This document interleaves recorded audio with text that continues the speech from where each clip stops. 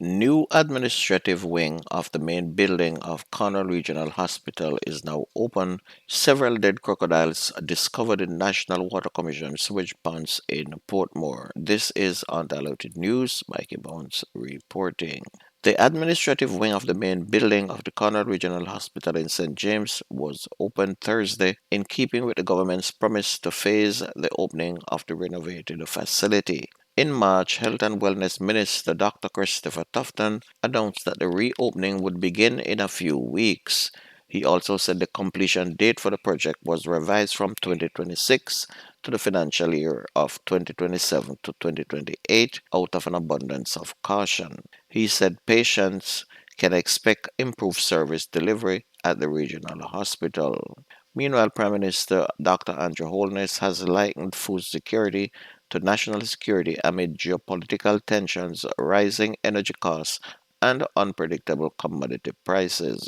Dr. Holness said it is more important than ever for Jamaicans to be able to feed themselves as global supply chains face increasing pressure and climate change threatens traditional productive systems.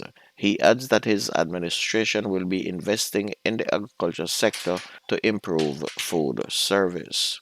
And you can see that Jamaica has now come full circle. When Michael Manley was talking about eat what you plant, them same man they used to fight him down. When he got nurses and doctors from Cuba, them same was a communist. Now every hospital in Jamaica have Cuban doctors and hear what they're saying now about planting and eating what you grow.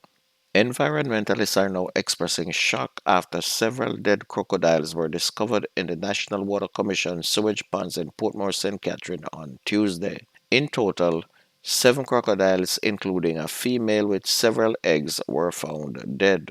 The crocodiles have been longtime residents of the sewage pond, which acts as refuge from the surrounding urban development taking over their natural wetlands. There are several sewage ponds in the area where the crocodiles have lived, bred, and moved freely between the ponds and surrounding wetlands. But residents said that several of the ponds were neglected and left to dry. The plastic liners surrounding each pond prevented the crocodiles from escaping the dried up ponds, resulting in them baking and starving in the hot sun. And most of the dead crocodiles were found near the edge of the pond, where there were sliding track marks, an indication that they were trying to climb out. Another shipment of weapons has been intercepted by police at the Kingston Wharf. On Tuesday, the firearms were discovered in an American shipment of products from New York. 15 handguns, 2 rifles identified as M4 and AK-47 versions, and 29 magazines were found. The police high command has refrained from commenting on the discovery as too soon. 141 rounds of ammunition were also included in the box. Last month, 17 illicit firearms were seized at the Kingston Wharf, leading to the arrest and charging of 2 individuals. And another shipment last month of weapons was intercepted at a warehouse on Marcus Garvey Drive in Kingston, comprising more than 100 rounds of ammunition and 30 illegal guns. So a lot of the shipments are coming from right here in the United States. In a statement released on Thursday, the opposition People's National Party expressed concern over what it describes as aggression and excessive force used by Glengough police in St. Catherine against a 15-year-old male student. The PNP said it explicitly condemns the disturbing and deeply troubling incident, which was caught on widely shared video footage. The boy was reportedly walking home from school with other students when he was approached by the police and searched. He allegedly used derogatory language against the officers and was then told to get inside the police service vehicle, but he disobeyed and was beaten up by the officers. According to the PNP, on the face of it, the incident reflects a gross abuse of authority and an unacceptable use of force against a child.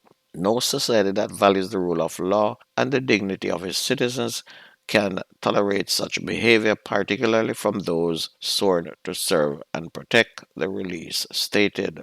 Our children must be protected, not brutalized by those in possession of power, the party said.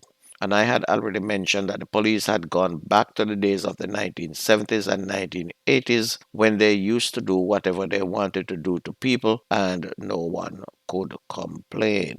A 24-year-old man has been charged by the police after he allegedly tried to use an imitation firearm to rob a store in Christiana last Saturday. Charged with possession of a prohibited weapon and unlawful possession of property is Jadi Mullings, a construction worker and resident of Alston Road, Moravia in Clarendon. A police source said that about midday on Saturday, traffic police were alerted to a shopping plaza where the accused was reportedly lurking. When the police arrived, he ran but was cornered in a bar. He was searched and the imitation gun found, the source said.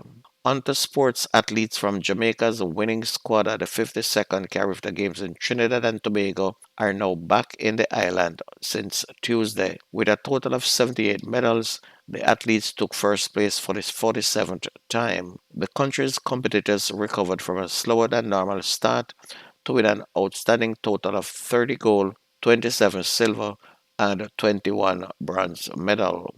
Currently, Jamaican athletes are tearing up the tracks at the Penn Relays in Pennsylvania, USA as well. Kingston College Despero Ray won the shot put.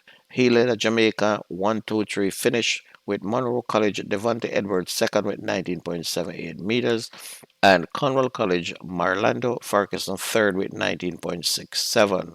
And it was the same order of finish in the Class 1 finals at Champs last month. St. Elizabeth Technical Recoy Hunter, he won the boys long jump.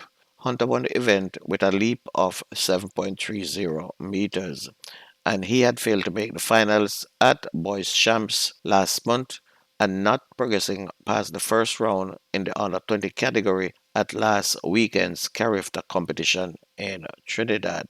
Meanwhile, Olympic 100-meter silver medalist Kishane Thompson is the top name confirmed so far for the seventh staging of the Racers Grand Prix, which is set for Saturday, June 7 at the National Stadium. Olympic finalist and compatriot oblique Seville and British record holder Zarnell Hughes have also been booked for the men's blue ribbon event.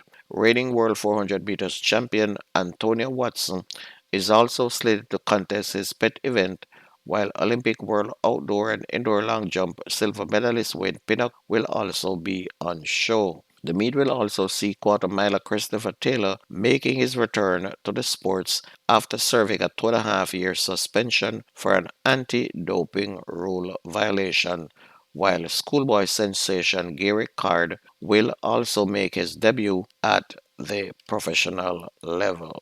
And in Premier League last night, Cavaliers beat Mount Pleasant 2-1 to set themselves into a solid spot of number 4 with 66 points, with Arnett Gardens on 70 before them, Montego Bay United 72, and Mount Pleasant remains at the top with 87. And this week it's going to be a really battle as everybody juggles for spots, with Chapelton Maroons facing Tivoli, Dunbeholden will face Portmore, Harbourview will battle with Vere United, Montego Bay again will face Cavalier, Mount Pleasant will face Mullines United, while Racing United and Humber Lions will do battle, and Waterhouse will face a tough Arnett Gardens team. And that is news and sports on your favorite station. My name is Mikey Bones. Have a wonderful weekend. I gone.